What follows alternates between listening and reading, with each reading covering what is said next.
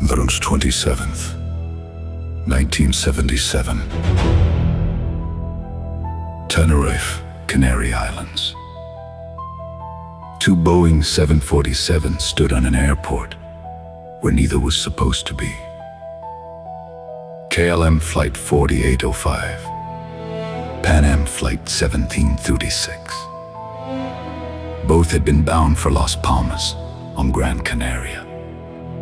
But a bomb explosion closed that airport and flights were diverted to Tenerife. Los Rodeos suddenly filled with aircraft. The airport was crowded, taxiways were blocked, and eventually, the runway itself became a taxiway. The passengers had no idea that a tragedy was already taking shape. The KLM captain decided to refuel. It seemed sensible.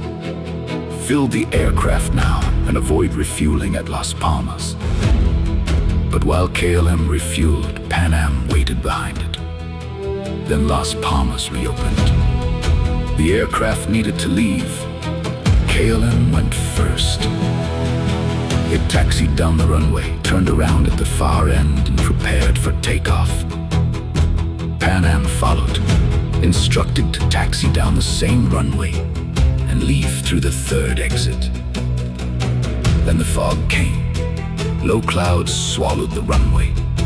Visibility deteriorated until the tower could no longer see the aircraft moving below. Inside the KLM cockpit, the crew completed their checks. The runway ahead was hidden in white. The first officer knew they did not yet have takeoff clearance. He said so. But before that clearance was given, the throttles moved forward.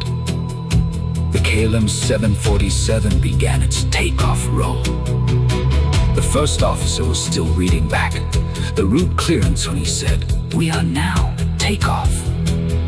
The tower had not cleared the takeoff. The controller replied, "Okay, stand by for takeoff, I will call you." But at that same moment, Pan Am was speaking. "We are still taxiing down the runway." Two transmissions collided. A harsh squeal filled the KLM cockpit.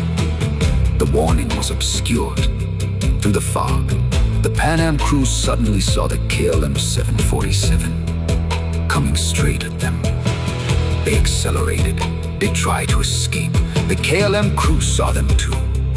The captain pulled back. The enormous aircraft began to lift, but there was no time.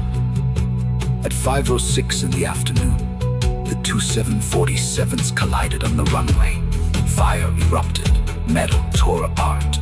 The runway became a scene of smoke, flames, and devastation. There were 644 people aboard. 5 I-3 died. Every person aboard the KLM aircraft was killed. On Pan Am, 61 people survived, many badly injured. And then came the questions. How could this happen? How could one 747 begin its takeoff while another was still on the runway? The investigation found the fundamental cause. The KLM captain took off without clearance, did not obey the instruction to stand by, and believed that Pan Am aircraft had cleared the runway. But Tenerife was not one mistake. It was a chain. An airport overwhelmed by diverted traffic, aircraft using a runway as a taxiway, fog destroying visibility, confusing communications, and two critical transmissions arriving together on the same radio frequency. One word, one assumption, one moment of hesitation that never came, and then nothing could stop it. That is what makes Tenerife so haunting. There was no war, no enemy, no mechanical failure forcing the collision.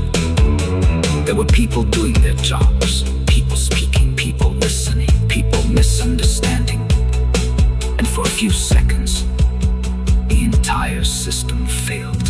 After Tenerife, aviation changed. Cockpit to communication became more disciplined. Crew members were encouraged to challenge authority. Takeoff clearances became more precise because the lesson was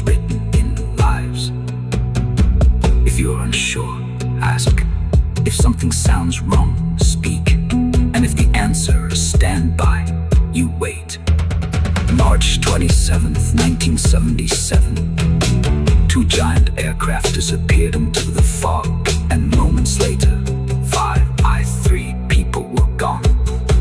Today, the runway is quiet, but their story remains not simply a story.